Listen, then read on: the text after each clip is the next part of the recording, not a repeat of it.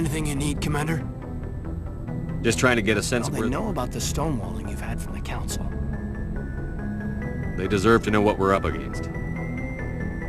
They're on your side. They're pissed about the resistance we're getting, especially from our side. I'll have a better handle on all of it when my head stops hurting. Another L2 flare-up. Anything I can do? No, Commander, it'll settle down. It's rough sometimes, but they spike higher than a lot of L3s. Except for you, of course. Besides, I fared a lot better than some after Kinetics was through. I haven't heard anything about Kinetics in a while. Yeah, they quietly disappeared. Broke up into a bunch of little corps after they botched the training on Jump Zero.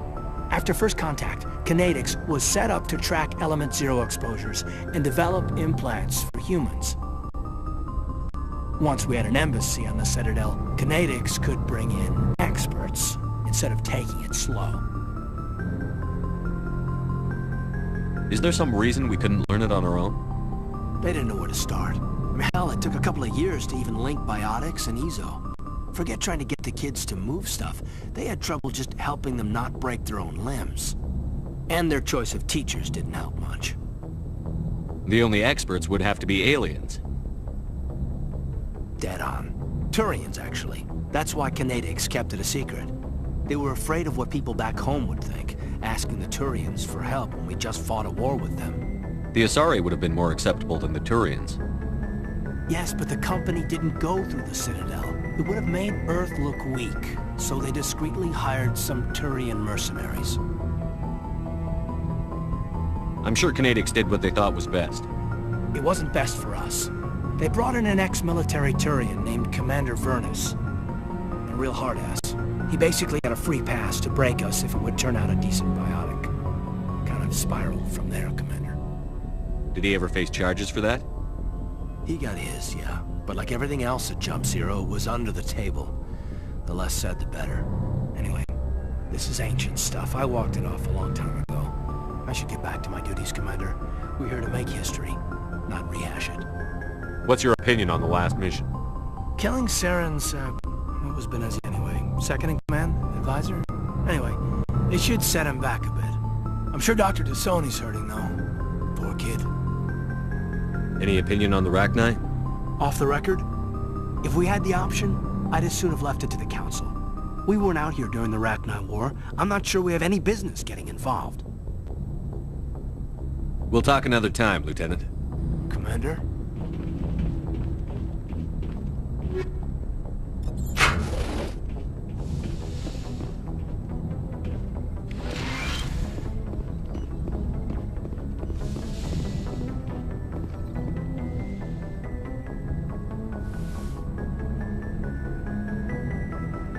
If you are here to talk about Benezia's death, you need not bother.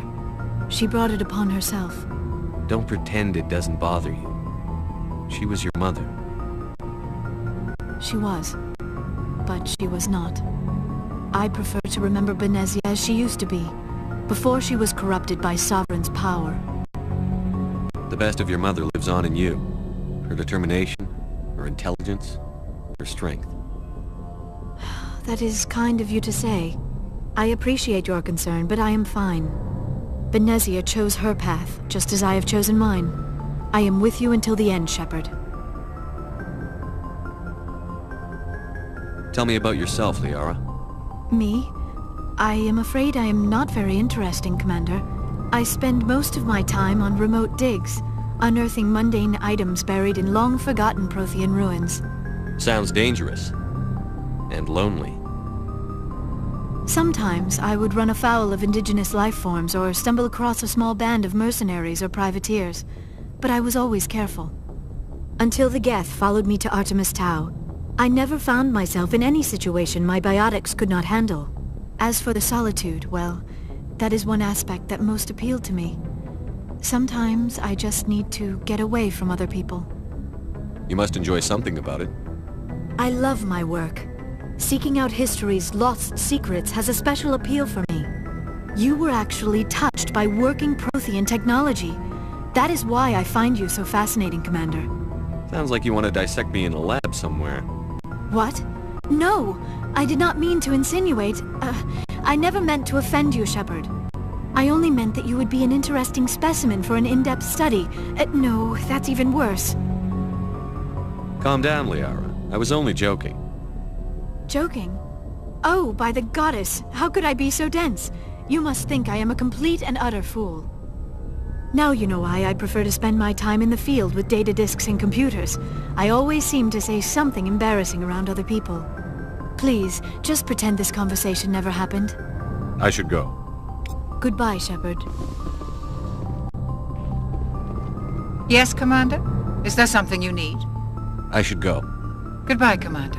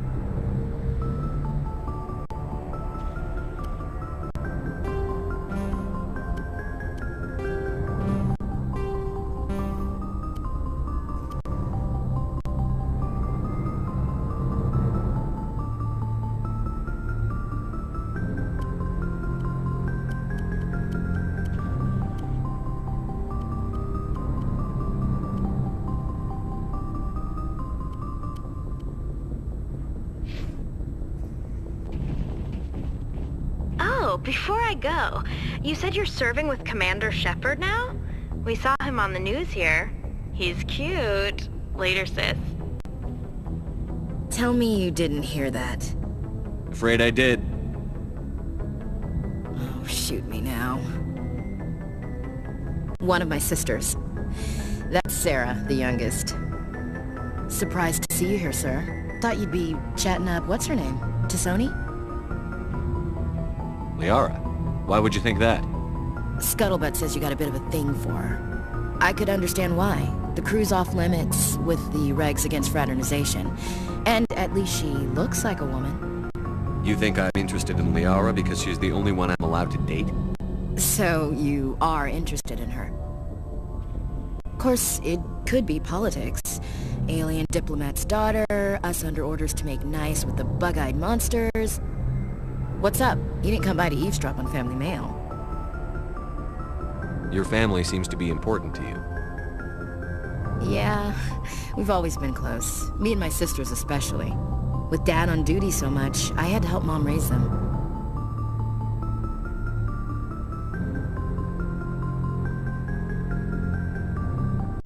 Did your father serve with the fleet? Yeah, took any crap posting he could get that offered space time. You know what? He worked his ass off trying to get recognized, but he never made it above serviceman 3rd class. He was real proud when I met Chief. First thing he did was salute.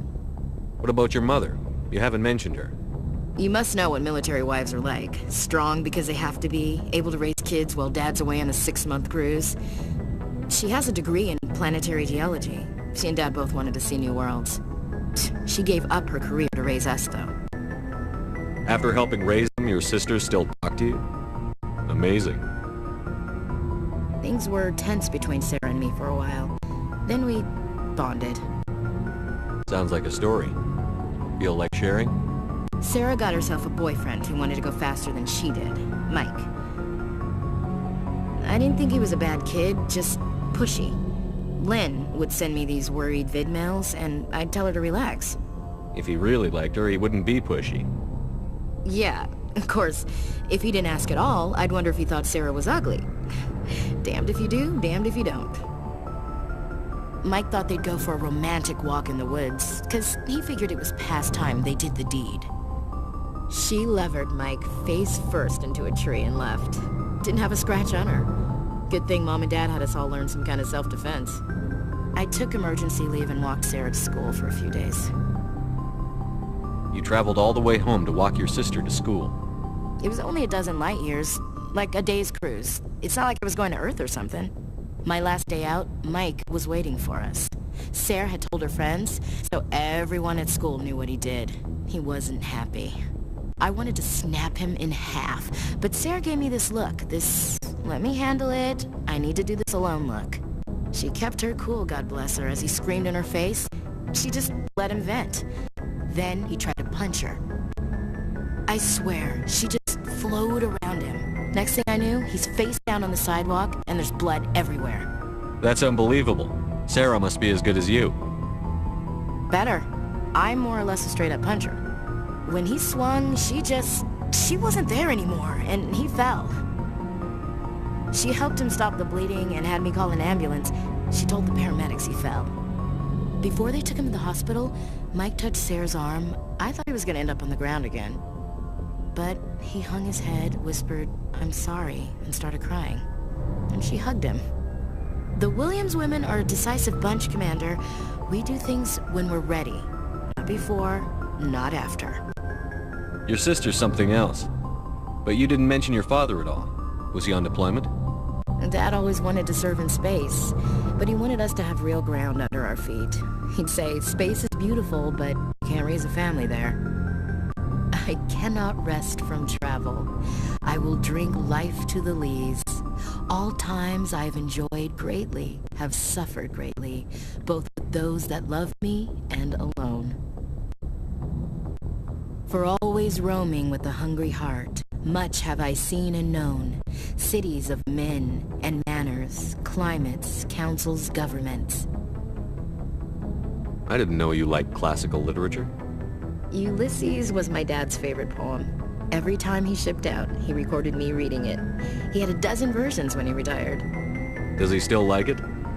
I sure hope so. I read it to his grave every time I go home. Dad passed on a few years back. He's probably still watching, though. So behave. You mean from wherever we go after death? Dead on, Skipper. He's with God now. That's not a problem with you, is it? That I believe in God? Everyone has the right to believe what they want. Says so in the Alliance Charter. Only with fancier words. I'm glad you're open-minded about it. I've met a few people who are really weirded out by my faith. Because I work in space, I can't believe in a higher power? Jeez.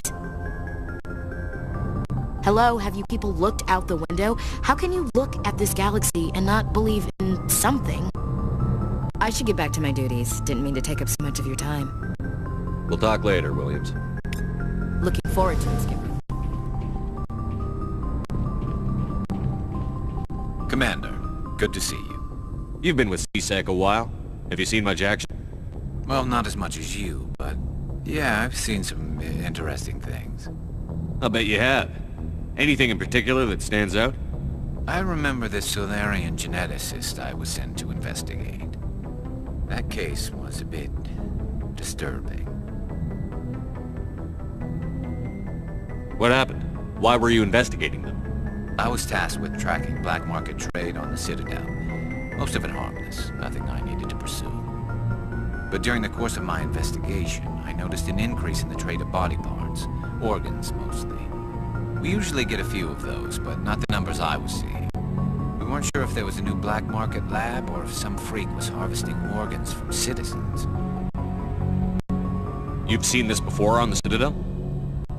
Every so often, some lab sells unwanted parts through the black market, but they're not as bad as the psychos. I remember this one L-Corps diplomat we caught in my first year on the job. He was hacking people up and selling their organs, had the station in a bit of a panic. But this case wasn't that clear-cut. Turns out there was more going on than we first realized. So how did you figure out what was happening? First, we got a hold of a sample and ran DNA tests. The weird thing was, the match led us to a Turian who was still alive and was very convinced he'd never lost his liver. After a bit of digging, I discovered this Turian worked briefly for Dr. Salion, the geneticist. So I went to his lab hoping to find evidence of cloned organ development, but there was nothing. No Solarian hearts, no Turian livers, not one Krogan testicle.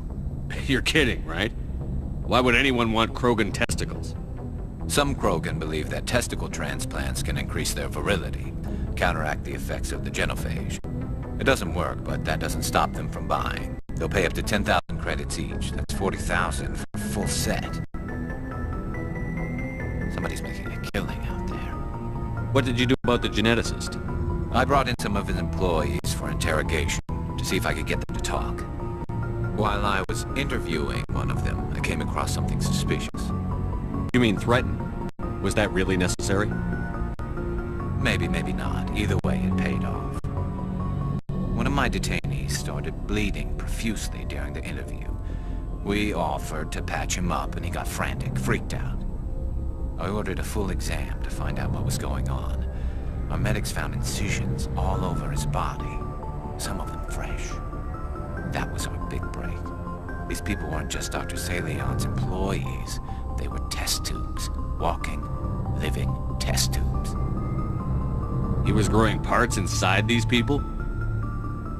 Exactly. He cloned their organs right inside their own bodies. Then he harvested them and sold them off. Most of the victims were poor. He'd pay them each a small percentage of the sales, but only if the organs were good. Sometimes an organ wouldn't grow properly, so he'd just leave it in them. Most of them were a mess, but only on the inside, hidden so nobody could see it. I hope he got what he deserved. That's the worst part. We never caught him. Why not? What the hell happened?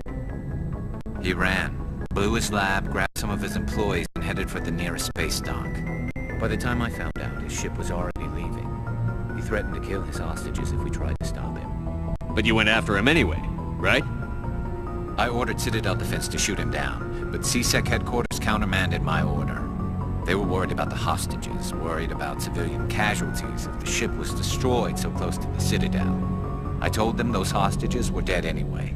He just used them to make more organs, but they wouldn't listen. No wonder you hated it there. Those idiots just let him fly away. Yes, they did. I went to Palin and told him what I thought of him and his policies. He said if I didn't like it, I could quit. Well, I almost did. All they had to do was disable that ship, stop him from running. Maybe the hostages die, maybe they don't, but at least we stopped the bastard responsible for it all. I suppose I can see both sides. But what's done is done. I suppose. Can't waste too much time worrying about it now. Just wish I could have stopped him. That's all. I gotta go.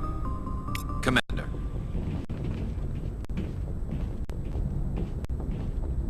Looking for supplies? Let's see what you've got. You bet, Commander.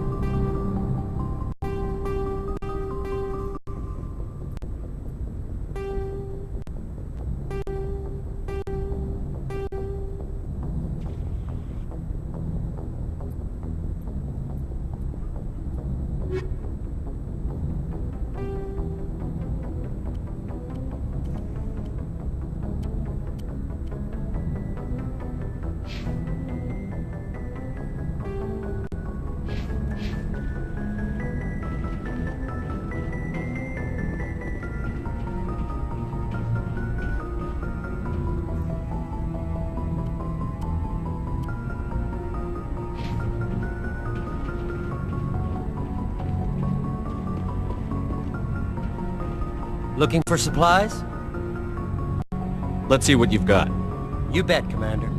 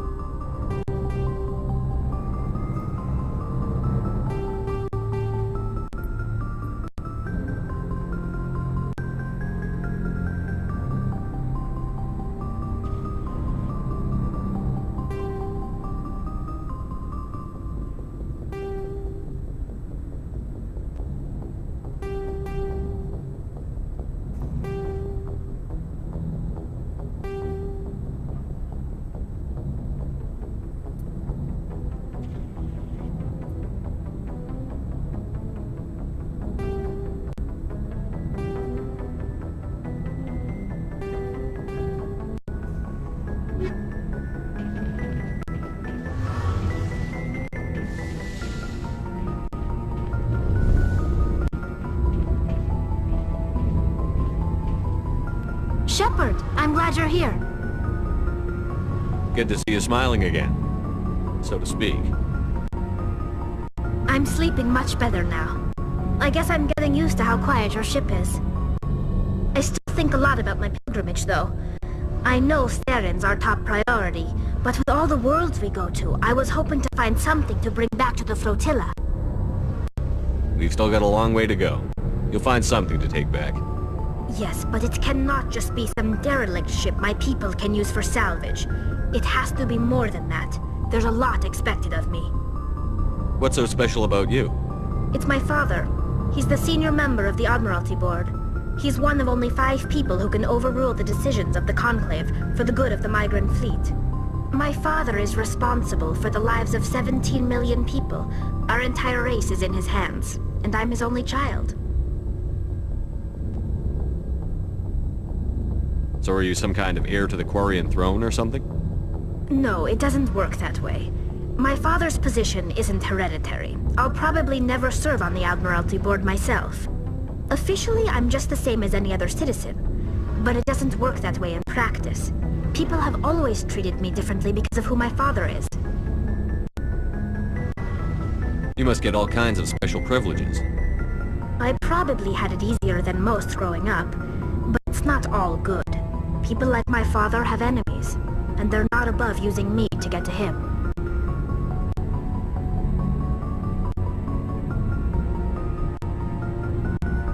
It must be tough on you.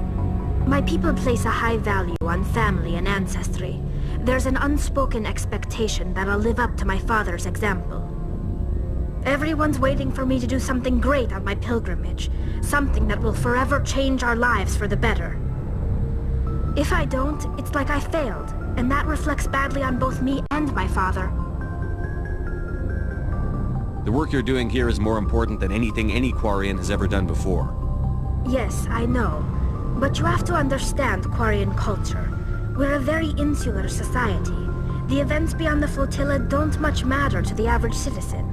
Our greatest dream is that one day we'll return to our homeworld and drive out the Geth. But even if we stop Saren, that's not going to happen. There's still millions of Geth behind the veil.